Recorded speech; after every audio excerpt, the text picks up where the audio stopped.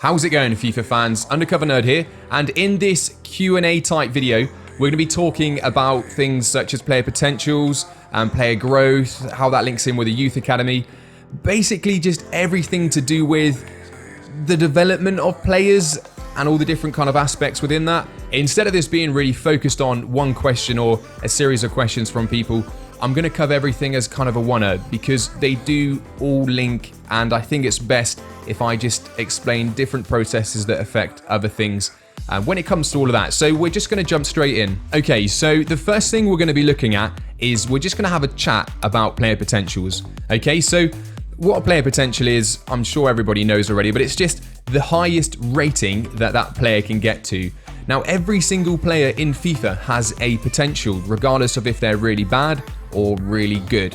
There's a potential, which means that that is the level that they will get to or thereabouts. Now, it can be pushed beyond the potential with things like training, but you couldn't, for example, take someone that has a potential of 70 and make them into a Messi. It just doesn't allow you to do that. So what I'm going to do first of all is I've picked out a couple of young players here. We've got 5 young players, and we're just going to talk about first of all what the different types of potential are, as in how you know if you've got a good player and what you can expect in terms of their rating. Okay, so the first thing we're going to talk about is the 3 different types of statuses that will show if a young player is destined to have a pretty good rating. Now, the 3 different types are showing great potential, an exciting prospect, and the potential to be special. So now we're just taking a look at Trent Alexander-Arnold, and we can see that it's showing great potential. Now, to start, showing great potential means that the player has a potential of between 79 and 84. Okay, so anywhere between those brackets, the potential of those brackets will show showing great potential. Now, if a player is showing an exciting prospect, that means that he has a potential of between 85 and 89. So again, anywhere within those brackets. Unfortunately, there is no way for console users to know the exact potential of the player. There is for us PC guys, but for console guys, all you need to know is that he is going to be between 85 and 89 in terms of his overall potential. And finally, we have the potential to be special. And that basically means the player has a potential rating of beyond 90, so it's 90 plus, so they could have a 92, 93, 94, blah de blah. It will show has potential to be special. Okay, so if you see that has potential to be special, they're not going to be in their 80s, it has to be a minimum of 90. So they are the 3 different types of brackets to show whether or not a young player is going to have potential. Now, what I mean by young player is I mean below the age of 21. Now, over the age of 21, you will not be able to see any of these, so you will not be able to see has potential to be special and exciting prospect, or showing great potential. It will just disappear. Now, that does not mean that their potential will be affected. They always keep that potential in the game, okay? It wasn't always the case in previous FIFAs, and that could actually be bounced around when you're loading to a next season, for example. But in FIFA 18, it seems pretty consistent, and they will always keep that potential. Now, a player may have a fantastic potential, but you may not be able to see the criteria such as potential to be special, or an exciting prospect. And there's 2 reasons why. Well, the first one is the age, of course. If they are over the age of 21, so if they are 22, it doesn't matter if they're 21 and a half or whatever, but if they're 22, it won't ever show it. But the other important thing is the player has to be above the rating of 60. So in this case, right now, we're looking at Kylian Hazard, and I changed his potential to go up to 90, but it's not showing that, so I can't see has potential to be special. And that's because at the moment his overall rating is only at a 59. And there you have it. Now we've bumped his rating up to 60. We can see that he has potential to be special. So just in case you are coming across players and you're thinking they're not very good because it's not showing it, do consider that their rating may not yet be above 60. And that is when you'll start to see these tags. In this case, of course, it is edited. I don't believe Kylian Hazard has the potential to be special, but I might be wrong. Okay, so now that we've had a look at the 3 different types of tiers and really what you can expect in terms of ratings for them, what I thought we'd just quickly do is just have a look at the actual potential ratings for a few players here. Now, this download is the download that you can currently get. So you know when you go into Career Mode and it says download the latest, this is it. This is the official download. So I'm going to show you the potential of Loftus-Cheek. We'll have a look at Mbappe. So as we can see here, I'm in the table and it is fairly straightforward. It literally just has the line that says potential. It also has the line here that says overall. And that's just in case you don't know, of course, what the player's overall is. If it was below 60, as I saw with Killian's, I knew that if I just bumped that up, it was going to show the potential to be special because I changed this. So in the official update right now, if you're going to start a new career, Ruben Loftus-Cheek has a potential of 83. I think that's quite disappointing, really. The great thing on PC is, of course, that I can click on this and I can be like, no way. More like 98 for Loftus-Cheek. And now we'll just check out Mbappe's. And as we can see here, pretty darn impressive. He's got a 93 potential. So, of course, he has potential to be special. And like I say, that's the built-in potential of 93. That won't change, but it doesn't mean that that's the highest he will go. If he does consistently perform, he can even get higher than that. So the next thing I want to talk about, which will link on what we're going to talk about afterwards, is player ratings, okay? And the reason it links in quite nicely to what we're talking about next is because we're going to be looking at the Youth Academy again and Youth Academy players, more specifically the different player types such as technically gifted, winger and whatnot. And I'm going to just explain to you what that really means in terms of the training and where their stats are going to develop. So before we go on to that, it's probably a good idea to understand how ratings work, okay? So keeping this as simple as possible, there are 4 different types of players in the game. Now, what I mean by 4 different types is, of course, you have goalkeepers, and they are represented with orange. We have defenders, which are recognized by the yellow icon. We have midfielders, such as centre midfielders, left mid, right mid, for example, which are represented as green icons. And then finally, we have our attackers, such as right wing, left wing, strikers, centre forwards, and they are shown by blue. So now the reason this is important is because this drives a lot in terms of growth and development of every player in the game. Okay, and it also establishes the rating. So the best way to explain this is that if you imagine all those 4 different types, attackers, midfielders, defenders and goalkeepers, each one of those 4 will have primary and secondary attributes. So for example, an attacker, a blue, would have his primary attributes as, let's say, shooting, shot power, and things that are relevant to that position. A midfielder, for example, will have his primary attributes of being passing, vision, long passing, things that are relevant to generally a midfielder. Naturally, defenders, their primary attributes will be the defending, standing, tackle, marking, and again, defensive attributes. And then goalkeepers, which is obviously goalkeeping attributes. So now the reason this is important is because every primary attribute for whatever position type, midfielder, attacker, defender, that is what determines their rating, okay? Now, the best way to look at ratings, guys, is it's a woo-ah. It doesn't reflect anything really, okay? And this is what always cracks me up with Ultimate Team, because you take the rating away, that's just something for the eyes. It's just a visual thing. It's the back end stuff that determines how a player is. So I think the best way to really show what I'm really trying to talk about is I'm going to use Andre Schurrle here as an example. Now, I've boosted all of his stats here to 95, so he's freaking amazing. Every single stat. Now, the only stats I haven't touched is his goalkeeping. Now, it's showing here that he has a 97 overall rating, but let's just change his position to goalkeeper. Now, he has an overall of 21. Wow, shocking, right? You definitely wouldn't want to use this player in your team. Not with 95 of absolutely everything besides the goalkeeping attributes. So my key point here is because of his primary attributes as a goalkeeper are only the goalkeeping stats we can see there, it disregards everything else, and that's not taken into consideration with the overall. Now, the reason I'm touching on this is because, like I say with the Ultimate Team, people, if you look and you think, wow, there's a player that's a 90, I can guarantee you guys, you could get, with some players in Ultimate Team that are rated an 85 or 86, for example, could be 10 times better than those that are rated a 94, because it's just the primary attributes that make a difference. Okay, so for this example at 21, you can see as a goalkeeper, if I change him to a centre-back and was to change his standing tackle, his marking, put those down really low, it's still going to give him a really bad rating. So the rating itself, it makes no odds. Don't get focused on the rating. But the reason why this is important is because this links into, like I said, what we're going to be talking about next, which comes down to the different player types. Because if the primary attributes of that different position, defender, goalkeeper, midfielder, or striker, if they're ticked and they're growing, it means that overall's growing. So it's getting to that potential quicker. Now, if you train the secondary attributes, well, that doesn't affect his primary, which means that it's not going to affect his overall. So what that means is that if you train smart and you only train the secondary attributes for the player, you can end up having great secondary attributes, train the primary slower, so that when he does actually get to that potential or near enough, he's going to be all around an incredible player. On the back of that then, we're going to just go on to the next bit. I know that's going to raise some questions about, okay, well, let us know what are the primary and secondary attributes for the different types. I'm sure they can be found on the internet. That is something that would take a little bit of time, and I'll probably put that together, to be honest, for FIFA 19. A little bit late for FIFA 18 though. But what we're going to do now is we're going to send out these 3 scouts. They're all from New Zealand. I don't know why, I just felt like employing 3 guys from New Zealand. And we're going to just send them out and we're going to get some players in. So we've sent those scouts out and we've waited a month and we've got the scout reports back. We sent them to Brazil, we went to New Zealand, and we also went to Australia as well.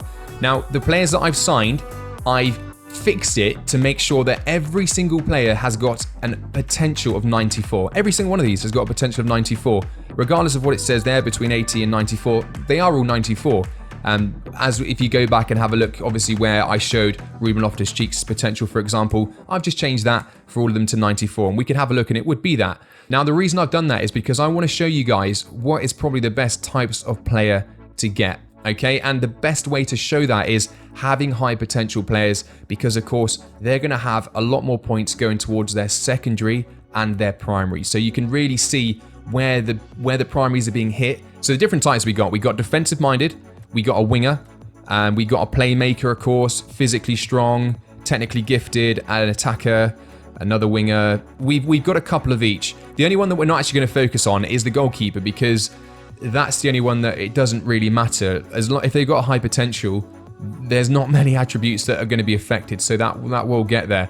But we're going to have a look at the others, and the best way to do that is we're going to have a look at them in 5 years' time. So just before we progress 5 years, we can see here all the players are now promoted, and their ratings do differ between 57, we got 63 goalkeeper there, but it does go all the way down to 46. Now, in FIFA 18, don't get too caught up with the ratings at the start, because like I say, the potential won't change. The thing that you want to make sure you do is that you don't overtrain them. I spoke about it in my last video. You don't want them to go really anywhere above 63. So for example, you'd never train this player anyway, but for the other guys, you're okay to train them up to 60. If you were in doubt, for example, about their potential, of course we know they're all up to 94, so that's not too much of an issue. But what you want to make sure you don't do is overtrain the primary attributes, because that is what will boost their overall. Here we are now 5 years later in the career mode. Now all I've done is sim the whole season, so no one's been trained here. Bear that one in mind. But also don't forget that these players have always had a potential of 94. So here we have the 2 playmakers, Kelly and Griffiths. Okay, now we're not going to focus on the things like the skill moves and the weak foot, because we've spoken about that before and how that can be quite broken in a lot of ways depending on the different player type. Generally, to be honest, playmaker doesn't seem to have too bad. The height between them seems to be, it can be anywhere between 5'6". You can get taller playmakers as well, very rarely above 6 foot, I find. But in terms of the height and the weak foot and skill moves, that's not too bad always. Now, when it comes to playmaker, there's going to be the primary attributes between them that are similar. Now, for that, what we're looking at is, first of all, the short pass. Okay, so short pass is something that will always be very high for them, as will always be long pass, because, of course, they're a playmaker. What we can also see in terms of things like the ball control, crossing, curve, dribbling, and finishing, they all tend to be relatively similar. So we can see like curve 80 for both, dribbling is 77. We can see the finishing is different between both, and we can also see that the crossing is different for both. But if we go down to long shots for Kelly, we can see that Kelly's long shots is 93, where Griffiths only has long shots of 71. Now, this is where I speak about the primary and secondary attributes. Okay, so the primary attributes are the attributes that will be similar for both of them. Such as, like I said, the long pass is going to be the big one and the short pass, because that's what makes even the midfielders, the midfielders as a whole, that's what boosts their potential. If you have, for example, a 99 long pass and a 99 short pass, you're going to be a pretty high rated midfielder as a whole. Now, this is perfect here just to see the different comparison for the similar player types, but we can see the acceleration for Kelly is at 92 and his agility is at 95, whereas Griffiths only has a 79 and 73. Now, of course, it does have a slight bearing on where they first started. Perhaps Kelly had slightly higher, But really what it comes down to is the distribution of the secondary attributes. Okay, so the secondary attributes are the ones that aren't affected. So you could add on, like we saw with Schurrle, you could have a 99, for example, shooting ability or free kick accuracy. Actually, that would boost it. So what this really means with these secondary attributes is they're just distributed randomly. They really are. They are just distributed randomly, which is why there will always be similar things about a certain player type, such as a playmaker, that they have the good short passing, the good long passing. But things like long shots, they might be a lot better for one than the other. The reason I'm not really a fan of playmaker is because of the ball control, crossing, curve, dribbling. They tend to always be quite low, and they're the ones that if you train them early on, they're the primary ones. So that's going to boost his overall massively, which means that he can't develop in the secondary ones, because his overrating's too high that it's just cutting into that pool, because the closer he gets to his potential of 94, the less points need to be added to him. Okay, hopefully I'm not losing you here. And because the acceleration, agility and things are secondary, that is fantastic if you could train them, because you could really boost them up and have an incredibly fast playmaker. But because you can't train them, it's just random. And you might end up having Griffiths on the right that has okay physical stats, but you might end up getting Kelly on the left who has amazing stats, or you might end up having another guy who has shocking stats physically. So it's the big comparison between them that you can't get the consistency of playmakers. Up next, we have the defensive-minded, which is Reece and Davis. Now, these are, again, this is linked into a massive just problem with the coding that EA's done. These are meant to be centre-backs. There's no two ways about it. They are always right-backs or left-backs. They're usually incredibly tall, 6'4", 6 foot. And this is what I mean. I've said it so many times about it being broken, and people are like, how's it broken, man? Like, it's just luck. No, trust me. This is the stuff, and most people do know it. But yeah, this type of player, defensive-minded, should always relate to centre-back. In terms of that is what the intention was from EA, but they've implemented it shockingly. But so that's generally what you'll get. But in terms of the kind of growth you'll see, again, it's very clear with these ones what the primary attributes are. Okay, so we can see, well, short passing, marking, heading accuracy. If we go down and look at stand tackle, for example, and slide tackle, what you'll see there is, of course, this is great to show now, but you've got Davis that has got stand tackle at 87, and then you've got Reece that's got 88 slide tackle, but both of those are primary. So if, for example, Davis was to have a 88 stand tackle, well, he'd probably rate it at an 89 or something. So that's what's driving their rating up, which is why these guys are, of course, a lot higher. A lot of their primary attributes are being trained.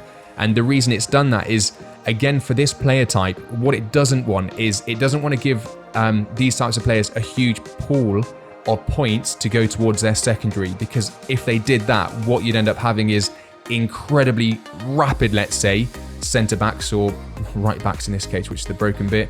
But you'd also have them that are phenomenal with passing, dribbling. So how they've done that is they've only, of the secondary attributes, they've limited how many secondary attributes can be trained. And that's obvious to see, because we see their free kick accuracy doesn't get any points, their finishing doesn't, their dribbling doesn't, their curve doesn't, but their crossing does, as does their ball control. You can clearly see there where their secondary attribute points are going, because of course for a centre-back, their crossing ability doesn't matter, but what they don't want to do is to distribute those to other things such as dribbling, because otherwise, if they did, like I said, you could end up having phenomenal centre-backs that could dribble like anything. Now, the reason I'm not a big fan of defensive-minded is purely because they come out as right-backs. But I have mentioned before that I don't mind them. On PC, I don't, because I can change that to centre-back. And as a centre-back, it's pretty darn good, isn't it? There's acceleration. You'd never expect the physical attributes to be amazing. The biggest letdown, though, with this type of player is the strength. The strength is always so shocking. So it's the only one that you're going to end up getting back. That the marking is fantastic. The slide tackle, the stand tackle, they're always going to be very high rated, because they are the ones, they're their primaries, they're the ones that get boosted. But their strength, which is something we can't train, is such a letdown, because their position, they have to be strong. So this is how this all got muddled up, is they've just basically combined right back and centre back in the most ridiculous way. And it's created this, defensive minded player type that is just kind of irrelevant. Now here we're having a look at physically strong. Now this is where things can get a little bit kind of interesting, because they are different positions, and of course different positions have different primary ranges anyway, and player types have different primary ranges as well. So this can create players that are very similar but in different positions, but their ratings will be different also. So for example, you might have a defensive physically strong that is very low down in terms of the rating, but has amazing stats, whereas you could have a striker that is physically strong that might have quite a high rating. So what we'll do here is we'll just have a look at the primaries which stand out. I mean, the physically strong is always renowned for being good, but we can see here with the secondary attributes, they are ridiculously high, and this is why physically strong is probably the most popular, definitely for strikers. When it comes to centre backs, let's just have a little look down and we can see, for example, his slide tackle. Okay, that's not too bad, 71. But the striker Cardoso has also got a great sliding tackle, and also not a bad stand tackle. But where it really kind of goes down is you can see the marking. The marking for the centre back is only at a 68. And considering he's a 76 overall, that's not very good. But we can see some very strange ones here. He's great that he's got the good heading accuracy. I mean, fantastic that Rose has the short passing, which is good. But his ball control is freaking 92. How many centre-backs do you know out there that have got phenomenal ball control? The jumping, wow, amazing. But really, we can see here that what has really been pushed is the physical stats here. Now, of course, it is different. We can see there from left to right, we can see Rose's acceleration compared to Cardoso's isn't as good. We can see their sprint speed, though, isn't too far apart from one another.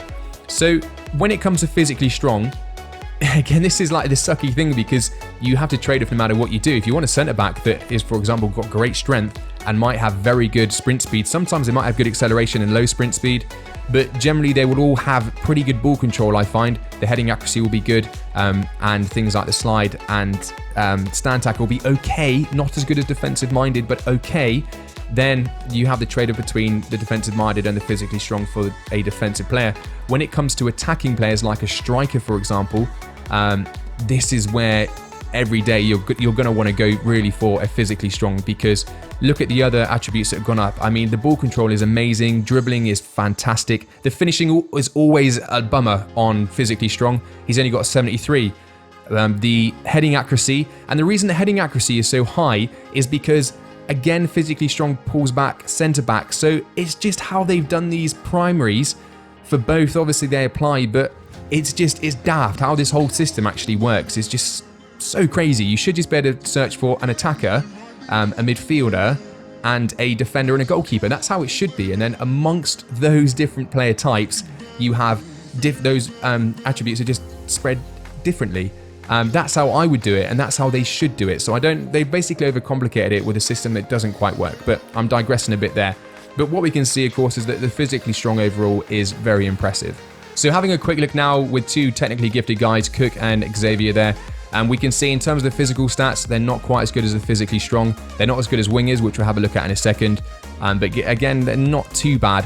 Where they always stand out massively is the ball control and dribbling. They're usually ridiculous. We can see that with Xavier. He's got freaking 99, and he's got 99 on both, to be honest. The finishing is always high as well, generally.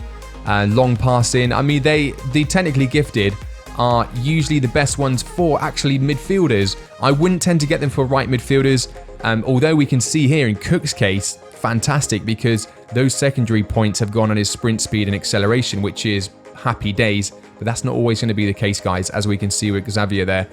He's missed out on those. They've gone elsewhere. They've gone to his finishing and more points pumped onto his dribbling. But technically gifted are pretty good players.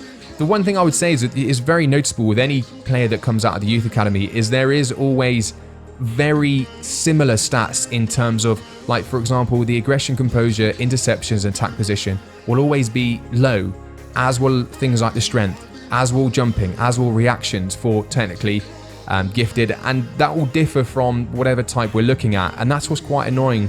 It's very difficult to find completely diverse players with the current system, unless you are getting regens. Next up, we're having a look at my favourite player type, for years it has been, is the attackers. And the attackers, the one that I always say, if you just invest a little bit of time into them, they can be fantastic. We can see here that generally at the start, their physical stats are quite low, but I tend to find they do grow pretty well.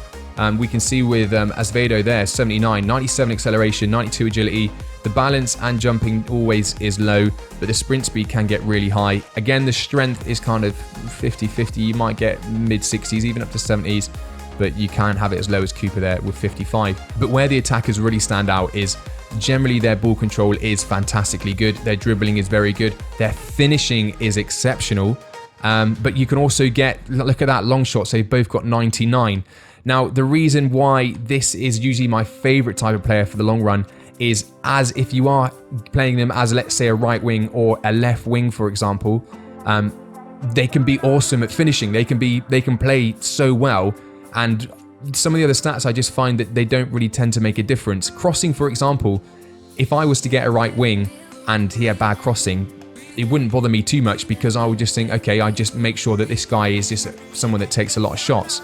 I mean, Azevedo, for example, I'm just thinking if I was using my team, ball control of 87, happy days. The 86 dribbling, he's great at dribbling. But if he cuts inside, he's got 99 long shots and 91 finishing. He's going to be scoring a lot of goals, and he's got the physical stats to back it up. That is why I like attacker. But the main reason why I love attackers, and hopefully it will show here, boom. Look at that height, guys. 5'10", 6 foot. And also, the skill moves and weak foot are always better. The worst that you get them with is technically gifted is probably the same as winger. No, winger's worse. Winger is way down there. But look at, I mean, that guy is, Azevedo would be a fantastic right wing. 5'10", left-footed player, 4-star, perfect. Not too bad at all. Even Cooper, he's got 5-star skill moves. Okay, he's only got a 2-star weak foot. But this is why attacker is my favorite, because you end up getting taller players, and if you invest the time in them, they will be better than your wingers generally. And finally, we have the wingers, and the wingers they're the best ones in terms of the physical development. They always have the same height, more or less. It's 5'6", 5'8". You're lucky if you get a 5'9". And I mean, in this case, wow, Lee's done incredibly well, because usually the skill moves and the weak foot will be shocking, more like Rossi there. The medium low is very common. You guys have probably seen it a lot. But having a look at the stats, we can see that the physical stats, the acceleration, agility, balance, sprint speed, they are their primaries, so they will always be okay the further on you go. The only time that won't be the case is if you train them. This is where this can be detrimental again, guys. Just remember this. If you're ever training a player type's primary and they get to 79, well, guess what? Their sprint speed ain't going to change at all. Ball control for one of them is 90, the other 77. Crossing is 96 for them, and then the other one it's 90. Curve is the same. Dribbling, though, however, the guys at Lee who's got the upper hand on ball control and crossing is being outdone by 7 whole points, which makes a big difference for a primary, which is why they are the same rating, more or less. And also finishing. Look at finishing there. We can see that Rossi's got an 86, whereas Lee is struggling a bit more with only 74. So that's distributed, again, randomly between those different areas. The ones that are similar, free kick accuracy, heading accuracy, long passing, they're more or less identical. Long shots again, boom, 95, 99, happy days. Marking penalties, down there. Short passes, pretty similar. And then going down, and you can just see it's a very similar kind of, I mean, even from a distance, if you kind of sit back and you're comparing colours, you'll see that they're very frequently the same types of colours in the different areas. But a winger type is very effective for a winger. That's the only one I would say, like, really, they get it spot on in terms of winger. The only downfall is the weight and the height, and the skill moves generally in weak foot will be lower. So hopefully you've kind of had it. This is just to show you the different types of player types.